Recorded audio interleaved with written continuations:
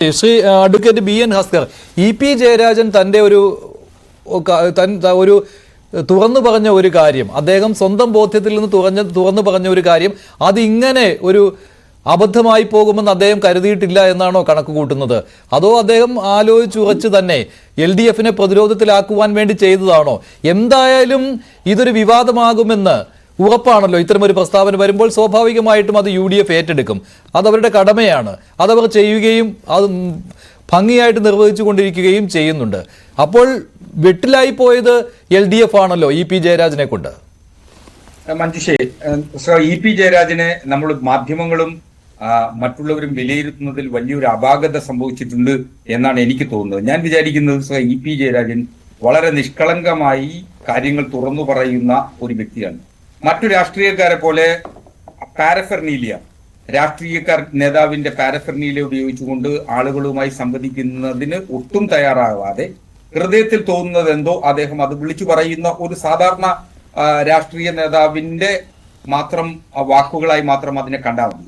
EP പാർട്ടിയുടെ കേന്ദ്ര committee അംഗവും അതുപോലെ തന്നെ LDF-ന്റെ കൺവീനറും ആകുമ്പോൾ സ്വാഭാവികമായും അദ്ദേഹം പറഞ്ഞ വാക്കുകളെ വളച്ചൊടിച്ച് മാധ്യമങ്ങൾക്ക് അനുകൂലമാകുന്ന തരത്തിലേക്ക് അത് വരുത്തി തീർക്കുന്നതിന് വേണ്ടിയിട്ടുള്ള ശ്രമം നടത്തിയിട്ടുണ്ട് എന്നുള്ളതാണ് സമീപകാല അദ്ദേഹത്തിന്റെ പ്രസ്താവനയിൽ നിന്ന് നമുക്ക് മനസ്സിലാവാനാവുക. അങ്ങനെയൊന്നുമല്ല, EP ചില സമയങ്ങളിൽ EP ഒന്നാന്തരം കള്ളം പറയുകയും ചെയ്യും. അതാണല്ലോ നന്ദകുമാറിനെ അറിയില്ല എന്ന് പറഞ്ഞത്. ദല്ലാൽ നന്ദകുമാറിനെ അറിയില്ലേ EP ജയരാജന്?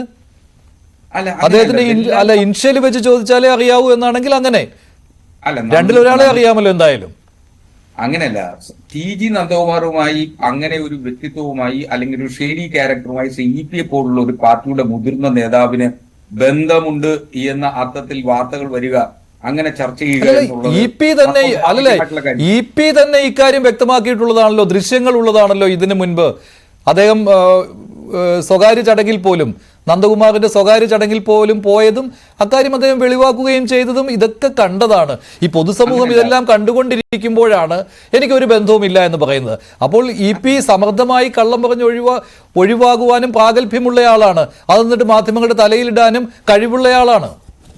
അങ്ങനെയല്ല, EP ആ വിഷയവുമായി TG നന്ദകുമാറുമായിട്ടുള്ള ബന്ധത്തെ സംബന്ധിച്ച് EP പറഞ്ഞിട്ടുള്ള വാക്കുകൾ തന്നെ നമുക്ക് വിശ്വാസത്തിലെടുക്കാനേ നിർവാഹമുള്ളൂ. കാരണം EPക്കും TG നന്ദകുമാറുമായി ഏതെങ്കിലും തരത്തിലുള്ള രാഷ്ട്രീയ ബന്ധമോ അല്ലെങ്കിൽ TG നന്ദകുമാറിനെ ചുമതലപ്പെടുത്തി ആരെങ്കിലും ഒക്കെ പാർട്ടിയിലേക്ക് എത്തിക്കണം എന്ന് ചുമതലപ്പെടുത്തുന്നതിനുള്ള അങ്ങനെ ഒരു റിക്രൂട്ടിംഗ് ഏജൻസി അതവിടെ കിടക്കട്ടെ. പക്ഷെ അറിയില്ല എന്നൊക്കെ പറയുമ്പോൾ ഈ ഹൃദയത്തിൽ നിന്ന് പെട്ടെന്ന് ബഹിർഗമിക്കുന്ന വാക്കുകളൊന്നും അല്ലല്ലോ അത്.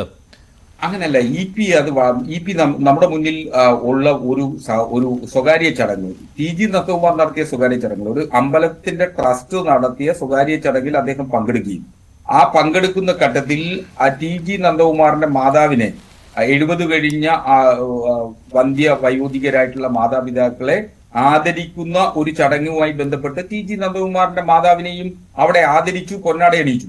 അതിന്റെ ചിത്രമാണ് മാധ്യമങ്ങൾ വലിയ വാർത്തയായി കൊടുത്തുകൊണ്ട് അദ്ദേഹത്തിന് ഈ TG നന്ദകുമാറുമായി എന്തോ അഭേദ്യ ബന്ധമുണ്ട് എന്ന് വരുത്തി തീർക്കുന്നതിന് വേണ്ടിയിട്ടുള്ള ശ്രമം നടത്തിയിട്ടുള്ളത്. സ്വാഭാവികമായും അങ്ങനെ വെറുക്കപ്പെട്ടവരും കളങ്കിതരുമായിട്ടുള്ള വ്യക്തികളുമായി ഒരു തരത്തിലും CPM-ന്റെ നേതാക്കന്മാർക്ക് ബന്ധമുണ്ടാകാൻ പാടില്ല എന്നു തന്നെയാണ് അസന്നിഗ്ധമായി പാർട്ടിയുടെ തീരുമാനം. അപ്പൊ സ്വാഭാവികമായി EP-ക്ക് അതുകൊണ്ട് ആ തീരുമാനത്തെ അംഗീകരിക്കാനും EP അത്തരത്തിൽ പെരുമാറുന്ന പാർട്ടി ബോധമുള്ള വ്യക്തിയുമാണ് എന്നു തന്നെയാണ് ഞാൻ കരുതുന്നത്. അപ്പോ EP അങ്ങനെ വഴിവിട്ട് ആരെങ്കിലുമായി അങ്ങനെ ബന്ധമുണ്ടാകും എന്ന് വിശ്വസിക്കാൻ എനിക്ക് ഒരു തരത്തിലല്ല. EP-യെ അടുത്തറിയുന്നവർക്കറിയാം. നിങ്ങൾ അങ്ങ് ഒരു കേരളത്തിലെ സീനിയർ മാധ്യമ പ്രവർത്തകൻ എന്നതിൽ അങ്ങേക്കും ഒരുപക്ഷെ ബോധ്യമുണ്ടാകും. EP പോലുള്ള ഒരാൾ എപ്പോഴും അദ്ദേഹത്തിന്റെ ഹൃദയത്തിൽ തൊട്ട് തന്നെയാണ് സംസാരിക്കാറുള്ളത്. അപ്പോൾ ഇതും അദ്ദേഹം അങ്ങനെ ഒരു ഹൃദയത്തിൽ തൊട്ടൊരു സത്യം പറഞ്ഞു. ഇവിടെ LDF-ഉം BJP-യും തമ്മിലുള്ള മത്സരം, BJP-യുടെ സ്ഥാനാർത്ഥികൾ ഉഗ്രനാണ് എന്ന്, അത് അദ്ദേഹം ഹൃദയത്തിൽ തൊട്ട് പറഞ്ഞ കാര്യമാണ് എങ്കിൽ മഞ്ജുഷി, BJP-യുടെ ചില സ്ഥാനാർത്ഥികൾ അത് നമുക്ക് ചർച്ചകൾക്ക് വിധേയമായി തന്നെ തുറന്നു സമ്മതിക്കേണ്ടി വരും. മികച്ച സ്ഥാനാർത്ഥികളാണ്, ഒരു സംശയമില്ല. പക്ഷെ അതിനേക്കാൾ മികച്ച സ്ഥാനാർത്ഥികളാണ് LDF നിർത്തിയിട്ടുള്ള സ്ഥാനാർത്ഥികൾ. ആ മണ്ഡലങ്ങൾ പരിശോധിച്ചാൽ ആ മണ്ഡലത്തിന്റെ പൊതു സ്വഭാവം. അങ്ങിപ്പോ തിരുവനന്തപുരത്തെ കുറിച്ച് പറയുന്നു. തിരുവനന്തപുരത്ത് രാജീവ് ചന്ദ്രശേഖർ എന്ന് പറയുന്നത് ഇന്ത്യയുടെ ഒരു കേന്ദ്രമന്ത്രി എന്ന നിലയിൽ ഇന്ത്യയിൽ ഒരു വ്യവസായി എന്ന നിലയിൽ അദ്ദേഹത്തിന് വലിയ സാന്നിധ്യമുണ്ട്. പക്ഷേ അവിടെ മത്സരിക്കുന്ന മറ്റ് രണ്ട് സ്ഥാനാർത്ഥികളെ പരിശോധിക്കൂ. വിശ്വപൗരനായിട്ടുള്ള ശശി തരൂർ അവിടെ മത്സരിക്കുന്നു. രണ്ടാമതും CPIയുടെ നേതാവായിട്ടുള്ള സഖാവ് പന്ന്യൻ രവീന്ദ്രൻ. ഇത്ര ഡൗൺ ടു എർത്ത് ആയിട്ടുള്ള ഒരു രാഷ്ട്രീയ നേതാവിനെ അങ്ങേക്ക് പരിചയമുണ്ടോ എന്ന് എനിക്ക് സംശയമുണ്ട്. പഴയ കാലത്തെ കമ്മ്യൂണിസ്റ്റുകളുടെ ജീവിതചര്യകൾ ഇപ്പോഴും അനുചരിക്കുന്ന അപൂർവം വ്യക്തിത്വത്തിനുടമ ഈ തിരുവനന്തപുരം നഗരത്തിലെ സാധാരണ മനുഷ്യരുമായി ഇത്രയധികം ഇടയടുപ്പമുള്ള ഒരു നേതാവ് തിരുവനന്തപുരത്ത് ഉണ്ടായിട്ടുണ്ടോ എന്ന കാര്യത്തിൽ എനിക്ക് സംശയമുണ്ട്. അദ്ദേഹം കണ്ണൂരുകാരനാണെങ്കിലും അദ്ദേഹം തിരുവനന്തപുരത്ത് വന്ന് അദ്ദേഹത്തിന്റെ കർമ്മമേഖല തിരുവനന്തപുരത്തായതിനു ശേഷം ഏത് മുക്കിലും മൂലയിലുമുള്ള സാധാരണ മനുഷ്യരുമായി അദ്ദേഹം വളരെ വേഗം. അതൊക്കെ ശരിയാണ്. പന്ന്യൻ രവീന്ദ്രനെ കുറിച്ച് എതിരഭിപ്രായം ഉണ്ടാകില്ല, ആർക്കും ഉണ്ടാകില്ല അദ്ദേഹത്തെ കുറിച്ച് എതിരഭിപ്രായം. പക്ഷെ അദ്ദേഹവും അന്തർധാരയുടെ ഇരയാകുമോ? അതാണല്ലോ കോൺഗ്രസിന്റെ ആരോപണം വെച്ച് നോക്കുമ്പോൾ അറിയാൻ കഴിയുന്നത്, മുൻ അനുഭവങ്ങൾ വെച്ച് നോക്കുമ്പോൾ അറിയാൻ കഴിയുന്നത്. പല മണ്ഡലങ്ങളിലും പരാജയ ഭീതി ഇപ്പോഴേ അടുത്തറിഞ്ഞിട്ടുണ്ട് UDF കേന്ദ്രങ്ങൾ. ആ പരാജയ ഭീതിയിലായിട്ടുള്ള നേരത്തെയുള്ള മുൻകൂർ ജാമ്യമെടുപ്പ് എന്ന് മാത്രമേ ഇതിനെ കരുതാനാവൂ. ഇടതുപക്ഷത്തിന് സംസ്ഥാനത്തെ 20 മണ്ഡലങ്ങളിലും കഴിഞ്ഞ കാലങ്ങളിൽ 2019 19 സീറ്റ് നഷ്ടപ്പെട്ടിട്ടുള്ളതാണ് ഇടതുപക്ഷത്തിന്. ആ 2019 രാഷ്ട്രീയ സാഹചര്യത്തിൽ നിന്ന് വ്യത്യസ്തമായി 2024 തെരഞ്ഞെടുപ്പിനെ അഭിമുഖീകരിക്കുമ്പോൾ ഇടതുപക്ഷത്തിന് കേരളത്തിലുള്ള സവിശേഷമായ സാഹചര്യം എന്ന് പറയുന്നത് ഇടതുപക്ഷം എല്ലാ കാലത്തും ഉയർത്തിപ്പിടിച്ചിട്ടുള്ള രാഷ്ട്രീയ മുദ്രാവാക്യങ്ങൾ പ്രസക്തീകരണം. ഇന്ത്യയുടെ ബഹുമാനപ്പെട്ട സുപ്രീം കോടതിയിൽ ഒരു വിധി വരുന്നു.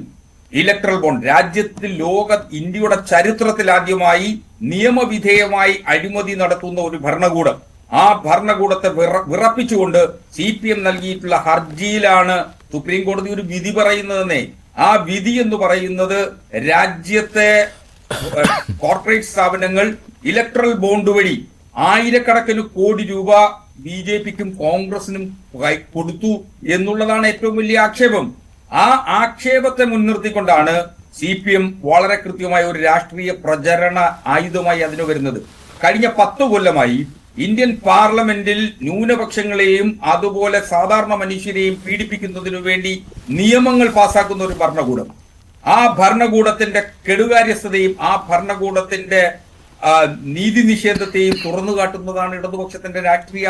ശരി, ഞാൻ ഒന്ന് ഇടപെടുകയാണ്. ശരിയാണ്. അതിനിടയിലാണ് EP ജയരാജൻ ഇത്തരത്തിലുള്ള പ്രസ്താവനകളുമായി രംഗത്തെത്തുന്നത്. ശ്രീ സേനാപതി വേണു, ഈ